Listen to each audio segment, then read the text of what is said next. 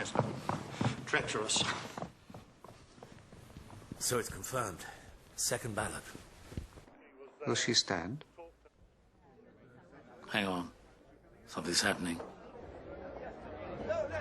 To give her the news directly, but I would have thought now there'll be a long series of consultations backwards. She's behind you, you pig-out prat. God. Prime Minister, will you be... Prime Minister. I say. Prime Minister! Where's she going? Prime Minister! Mrs. Thatcher! Careful, sweetie. Mrs. Thatcher! Could you comment? What's she doing? Good evening. Good evening, gentlemen. Where's the microphone? Here it is. This is the microphone. I'm naturally very pleased that I've got more than half the parliamentary party. Isn't the vote against you, Mrs. Thatcher? Back off, woman. I'm disappointed that it's not quite enough to win on the first ballot. What's she saying? Gently does it. So I confirm that it is my intention to let my name go forward for the second ballot. Isn't the vote against you? Well, she's going on. But it didn't look good. For you to have to acknowledge that you don't enjoy the confidence of the party. Are you going to resign, Mrs. Thatcher? I have got more than half the votes for the parliamentary party.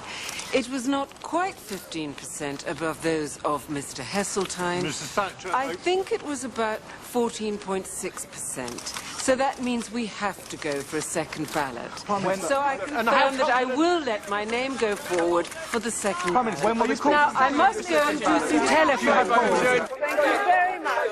Thank you. Boastful, posturing, conceited. Prime Minister.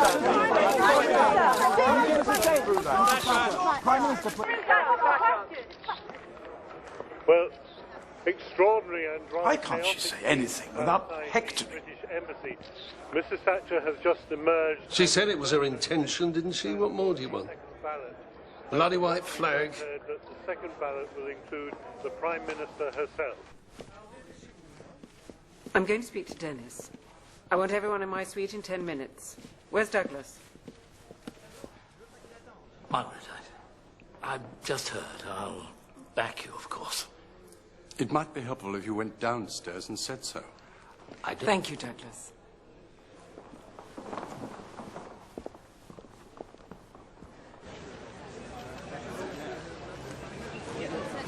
Mr. Hurd, are you supporting her?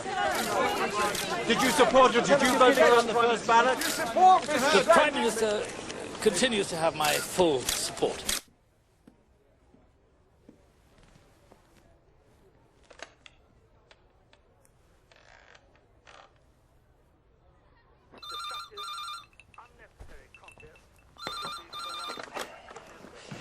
Hello.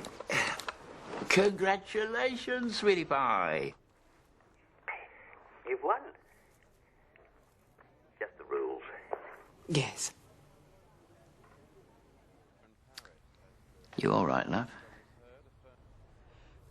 4 votes.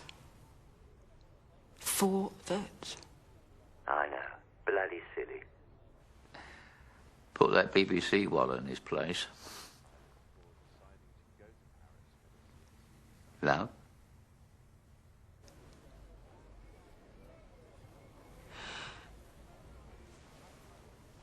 This is not really the time to talk. We're all behind you. You know that. Yes, of course. I'm going to fight. I am overwhelmed with gratitude to my parliamentary colleagues. Tory party, I suppose. Bunch of pygmies in the end. Crawford's hovering. I'll see you tomorrow. God bless. God bless.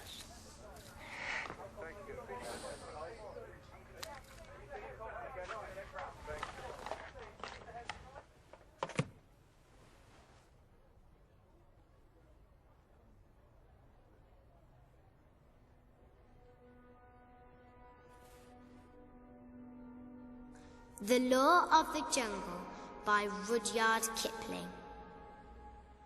Now this is the law of the jungle, as old and as true as the sky. Again? The law of the jungle. Prime Minister?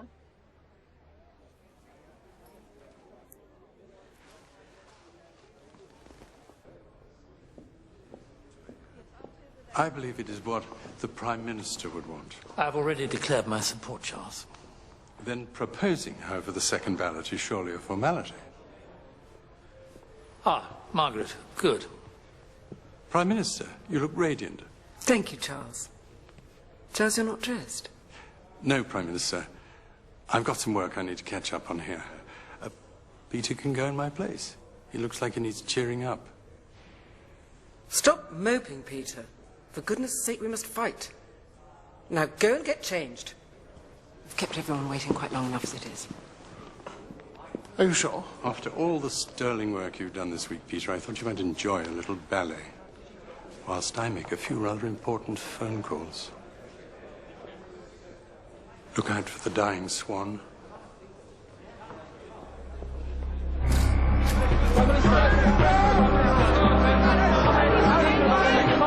We're meeting in my house at Catherine Street later. A few chums, some cabinet. We need to talk through the next steps. 4 votes, Tristan. 4 votes.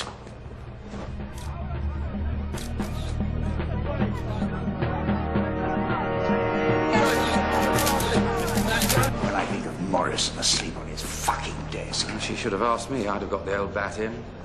I told her after the mayor challenge last year that there were 100 assassins now lurking in the bushes. I told her they'd come back for her. She doesn't listen now. Too late now.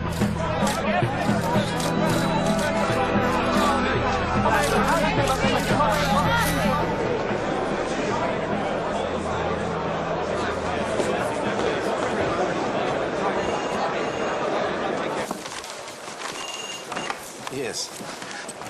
Who? Charles, I'm sorry. It's like bedlam in here. I just thought it might be helpful for you to know that Douglas will be proposing the Prime Minister for the second ballot. Is that definite?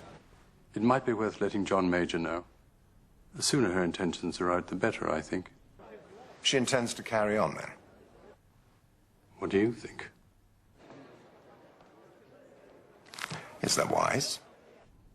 That's not for me to say, is it? Thank you, Charles. Cool. Come in, Michael. We'll talk later, Charles.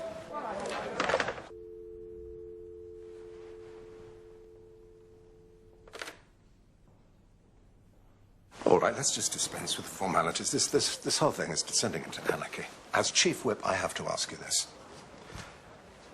Would you consider giving up your challenge, even at this late stage, and serving in a cabinet led by Margaret, or even led by Douglas?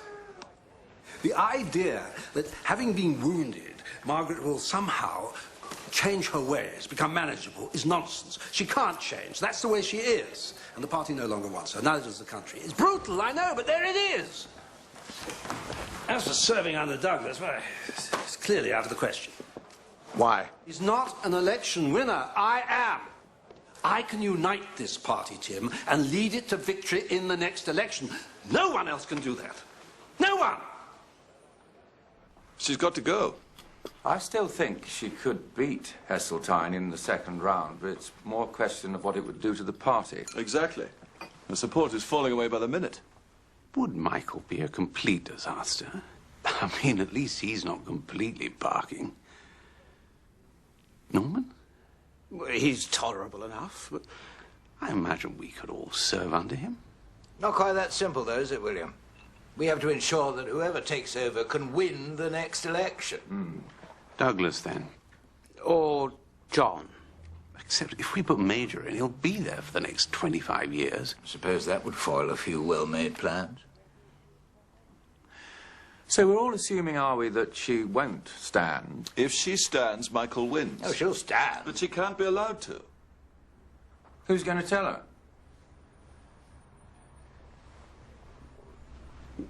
Ken Clark? She's not going to listen to Ken Clark. You can forget that. She's mad enough to stick it out. That's exactly what she'll do, and I don't blame her. She'll get my vote. Of course, and mine. If she stands. Absolutely. United in support. But she mustn't stand. We must be united on that. She must go. That's why we're here, isn't it? I shan't sleep, Corfie. You must. It's going to be a long day tomorrow. Shall we have a nightcap? Gin and tonic for me. Nonsense. You can't drink gin and tonic at this time of night. Just make you sleepy.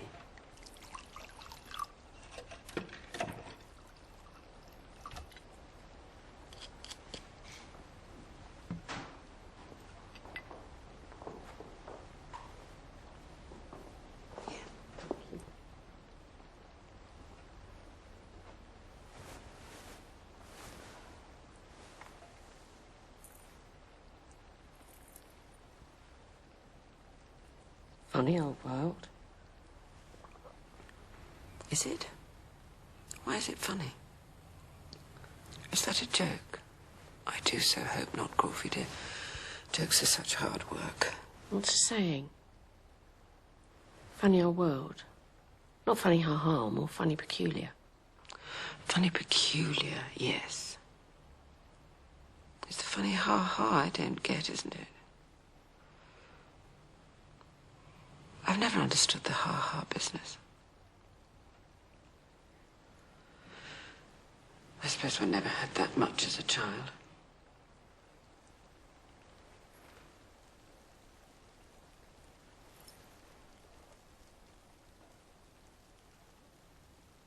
I always thought they wanted a boy, you know. After Muriel. I'm sure she did. My mother. So one was never really able to be a girl. In that way. Daddy is, but not Daddy's girl, do you see?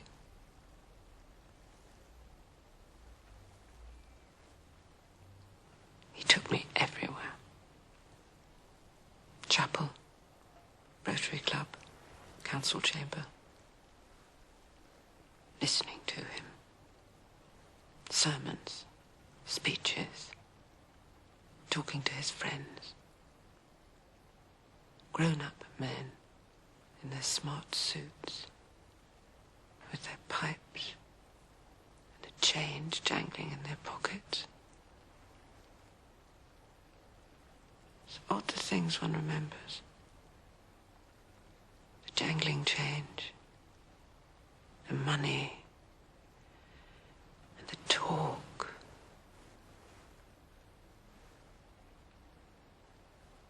One always felt so small. You had to fight to be heard, you see. He made you fight. Again, and again, and again. Against your smallness, your weakness. Against him.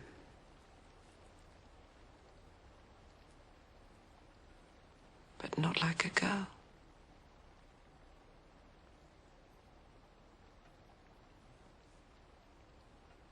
That's what they laugh at now, isn't it?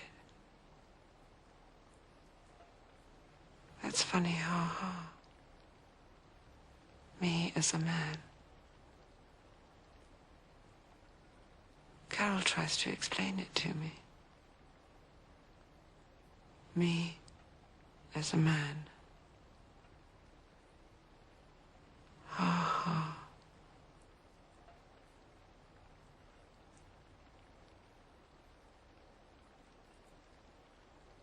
It's a funny old world.